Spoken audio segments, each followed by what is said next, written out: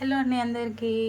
అందరూ ఎలా ఉన్నారు? ఫస్ట్ టైం కనుక నా వీడియోస్ చూస్తున్నట్లయితే please subscribe my channel. And మనమైతే నేను చెప్పాను కదా, నా హోమ్ టౌన్కి అయితే వచ్చాను వర్క్ ప్లేస్ నుంచి. బిఫోర్ వీడియోలో మీరు చూడొచ్చు, మనం అక్కడ వర్క్ ప్లేస్లో అయితే కంప్లీట్ క్యాంటీన్ ఫుడ్, ఇంకా టిఫిన్ అయినా లంచ్ అయినా ఈవినింగ్ స్నాక్స్ అయినా మొత్తం కూడా క్యాంటీన్ ఫుడ్డే అవుతుంది.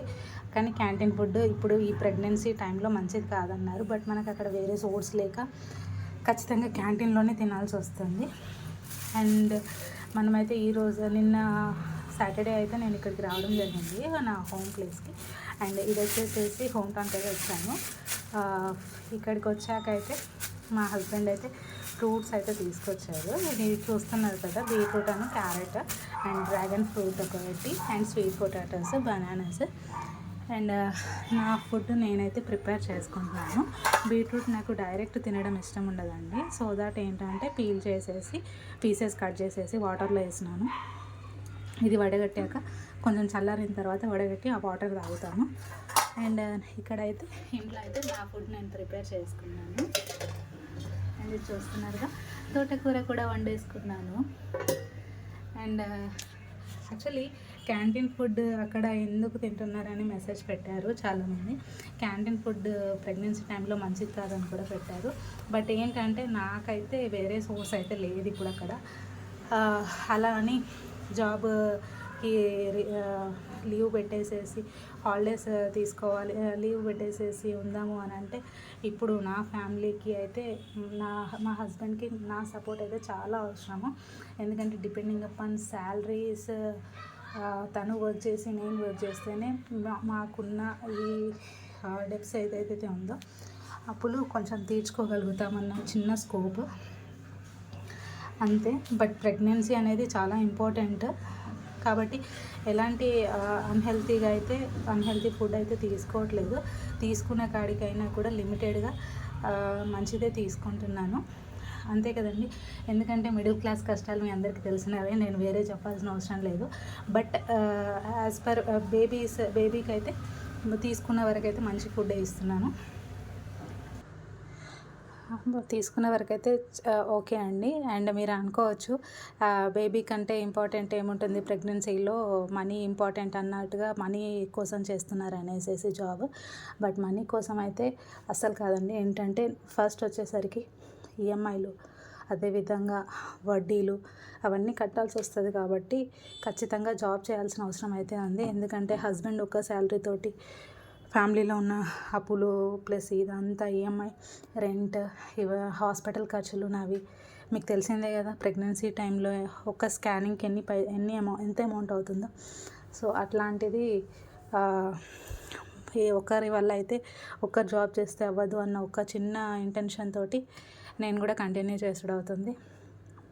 బట్ ఓకే, ప్రజెంట్ అయితే బేబీ కూడా చాలా సపోర్ట్ చేస్తుంది. సో ఇప్పటివరకు అయితే ఓకే అండి.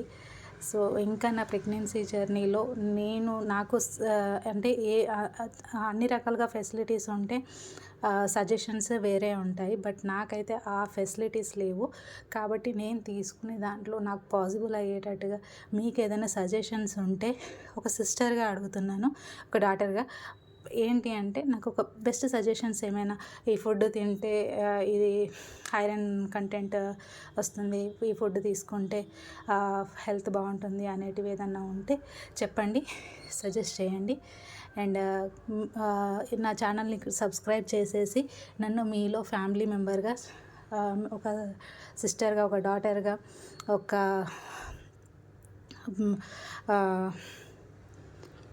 మీ ఇంట్లో ఒక అమ్మాయిలాగా భావించేసేసి నాకైతే హెల్త్ విషయంలో మంచి మంచి సజెషన్స్ ఇవ్వండి. ఎందుకంటే పెద్దవాళ్ళకి చాలా తెలుస్తాయి. బట్ ఇప్పుడు నాకు మా హస్బెండ్కి అయితే పెద్దగా సలహాలు అవి ఇవి అయితే ఎక్కడి నుంచి కూడా తీసుకోలేదు. ఫ్యామిలీ మెంబర్స్ ఉన్నారా అంటే లేరా అని అంటే ఉన్నారండి. ఉన్నా కూడా తెలిసిందే కదా ఫ్యామిలీలో ఎట్లా ఉంటుంది. కొంచెం మనం మంచిగా ఉంటే ఓర్వనితనం ఎక్కువ ఉంటుంది. ఎట్లాగో ఫ్యామిలీలో మీ అందరికీ తెలిసిన విషయమే, ఒకరు బాగుపడేది ఉంటే 10 మంది కళ్ళు వాళ్ళ మీదనే ఉంటాయి. అట్లా అని మేము ఏదో బాగుపడ్డామని చెప్పట్లేదు. బట్ ఇద్దరం హస్బెండ్ వైఫ్ జాబ్ చేస్తున్నారు అనేసి మా మీద ఉండాల్సిన దానికంటే చాలా ఎక్కువ అయితే ఉన్నది. కాబట్టి అట్లాంటి వాళ్ళ